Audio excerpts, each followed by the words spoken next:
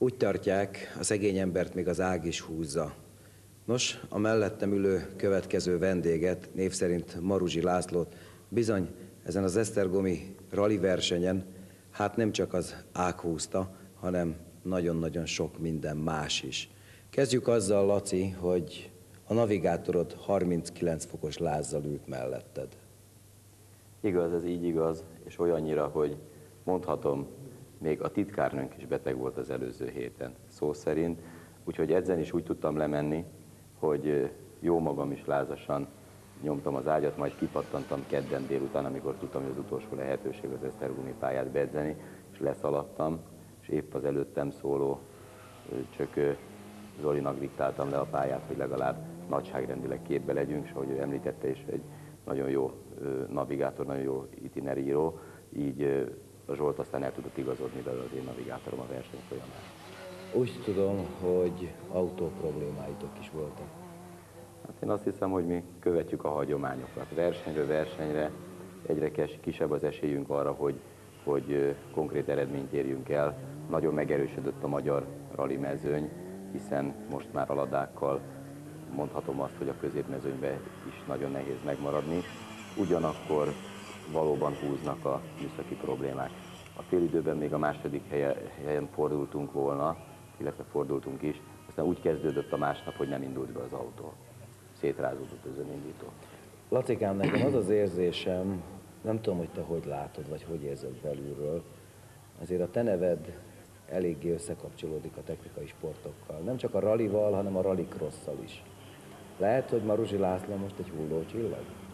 Én azt hiszem, hogy az autósportban a technikát figyelembe véve soha nem szabad ilyenre gondolni. Szóval egy technikai sportnál állandóan előfordulhatnak olyan váratlan események és olyan pillanatok, amikor az ember elkeseredik és szíve szerint abba hagyná az egészet és nem csinálná, és ott oda csapja a bukós isakot, stb.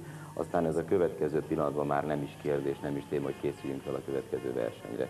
Mi úgy fejeztük be a versenyt, hogy 5-ek lettünk a kategóriánkban, nagyon nagy közönség sikerünk volt, és nekem ez olyan sokat ér, és olyan sokat ér a versenyzőtársaim részéről való megnyilatkozás, hogy eszembe se jutna abba hagyni a versenyzést.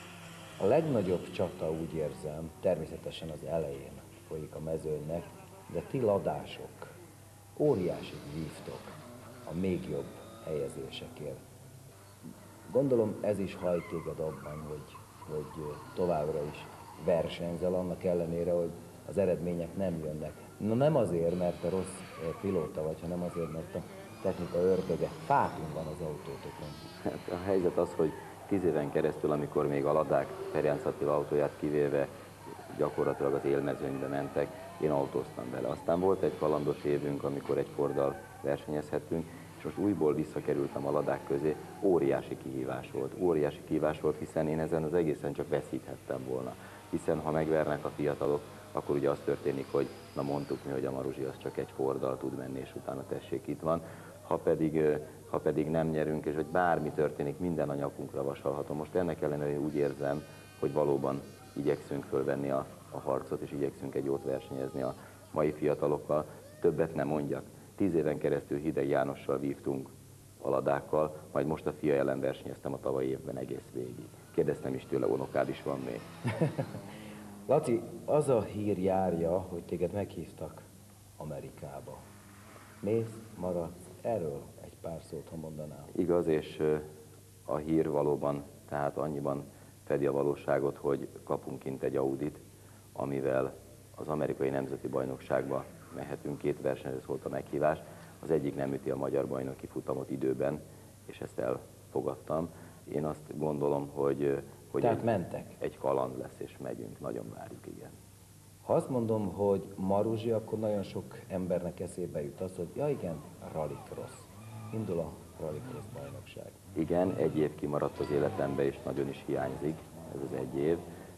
Jellemző, hogy az Európa-bajnokságra változatlan folyamatosan kapom a meghívókat, hogy induljunk. Sajnos az autónk homologizáció az Európa-bajnoki futamokra nem érvényes már, viszont a magyar bajnokságban Kotán Laciék segítségével elkészült a Kotán Péter édesapja. Igen, Kotán Péter édesapja. Ők ketten dolgoztak azon, hogy az én autóm 4 kerék meghajtású legyen, és ez a tavalyi év rá is ment. Erre a munkára viszont úgy látom, hogy erre az évre elkészül az autó, és remélem, hogy eredményesen fog szerepelni újban a Magyar Rally-Cross bajnokságban. Tehát ez azt jelenti, hogy Maruzsi László ismét fölveszi mindkét ágban a kesztyűt, tehát rallycrossban és rallyban ebben az évben, tehát 1996-ban Maruzsi Laci nélkül nem rendeznek se itt, se ott versenyt. Legalábbis én nagyon remélem, hogy ez így lesz, és hogy az autókkal valóban eredményesek is tudunk lenni. Szeretnénk ezen az amerikai versenyen a magyar autósport hírnevét is öregbíteni, és még valamit. A Dunafertől úgy kapjuk meg a szponzorpénzünket, hogyha rallycrossban megnyerjük a bajnokságot, úgyhogy tét az adott.